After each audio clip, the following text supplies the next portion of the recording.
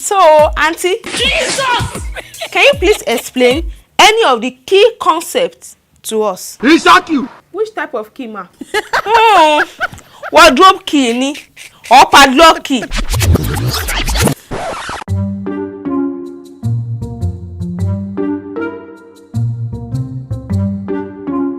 Balikis, see you know see Mrs. Gladys. Afusa, excuse me, please. We're in class, and I'm not ready for all those your stupid joke. Please. Serious student. Sorry. See, if you flip here, Dan, you flip here. Can you hear funny?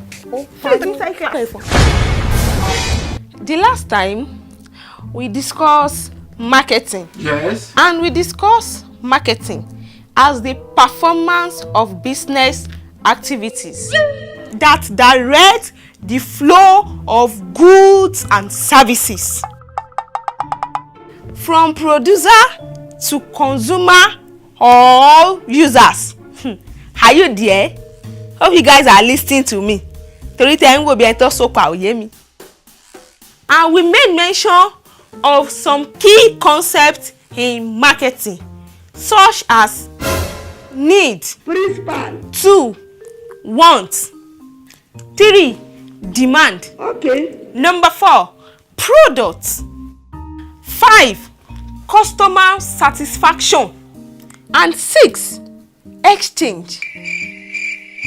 So, who can explain any of them to me?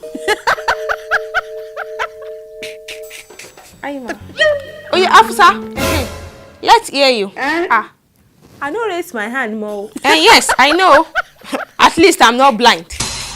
At least you are in the class when that was being taught. Yes. So what are you now trying to tell me that you did not raise up your hand? I did class that day, but my mind no just day class at all. Now only my spirit day class. How long go? Stand up! Around nonsense. Where your mind go? It be like say that your mind, they push you, like your mind they try to push you like this for you to carry this course again. I tell you, no matter how you try hard, no matter what you see, you will be repeating this class and I will be giving you F9 carry over on the straight because you guys were here now that I'm shouting. I know that I did not have my own children. You guys can never kill me. Yes. All of you will carry this course in it. I swear down. To explain needs. Needs can be defined or explained as some... Because I know after Afusa, she will definitely call me. Well, thank God. You see this Afusa, she's just a stupid kid. She did not know anything. So, Auntie... Jesus! Jesus! Can you please explain any of the key concepts to us? Exactly. Which type of key, ma?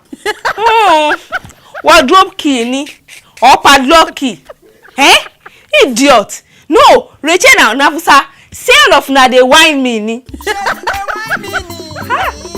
Your own even worse. You just they waste your papa money. Come to my campus. Carry your back and running. Almost form big girls. Look at the fool standing. You sabi book, that's why you are standing up now. Common sense. See no get.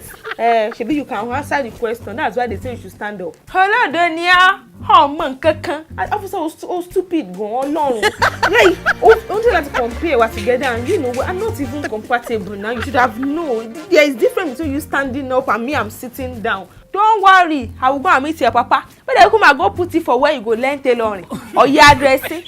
Because you are just wasting your time here. I'm not here for anything serious. I just want to collect the certificates and just get this phone. Maybe you should be carry at all the time you are using or that your people. Pingy. Like the chief that will marry me, the billionaire that will marry me is already waiting for me.